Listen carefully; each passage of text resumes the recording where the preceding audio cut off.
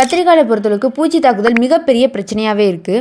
முதல்ல குருத்து மற்றும் காய்ப்புழுக்கள். இந்த புழுக்கள் குருத்து மற்றும் காய்ப்பகுதிகளை துளையிட்டு உள்ள இருக்க திசு பகுதிகளை சாப்பிடுது. இதனால சொத்த காய்கள் அதிகமாக இருக்கனால மார்க்கெட்டில் நமக்கு நல்ல விலைக்கு போகாது. அடுத்ததாக தண்டு துளைப்பான். இது தண்டு பகுதிகளை துளையிட்டு உள்ள இருக்க திசு பகுதிகளை சாப்பிடுது. இதனால நுனி இலைகள் எல்லாமே வாடி காஞ்சி தொங்க ஆரம்பிச்சிருது. பழுப்பு நிற தத்துப்பூச்சி. இந்த தத்துப்பூச்சிகள் இலைகளில் சார உறிஞ்சினால இலைகள் மற்றும் இலை காம்பு நீளம் சிறியதாக மாறுது. பூக்கள் எல்லாமே இலை வடிவ அமைப்பாக மாறுது. இதனால இந்த செடிகளில் பூ பூப்பதோ காய் காய்ப்பதோ எதுவுமே இருக்காது. இது சிற்றிலை வைரஸ் நோய் தாக்குதலை ஏற்படுத்துது. அடுத்ததாக வெள்ளைக்கல். இது இலையின் அடிப்பகுதியில் உட்காந்து சார உறிஞ்சுது.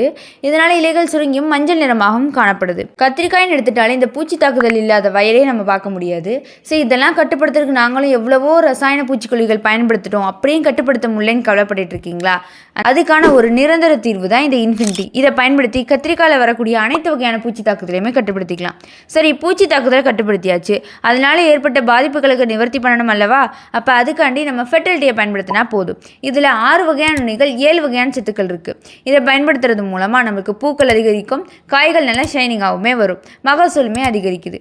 மேலும் இது போன்ற விவரங்களுக்கு ஸ்க்ரீனில் தெரிய நம்பருக்கு காண்டாக்ட் பண்ணுங்கள். தேங்க்யூ.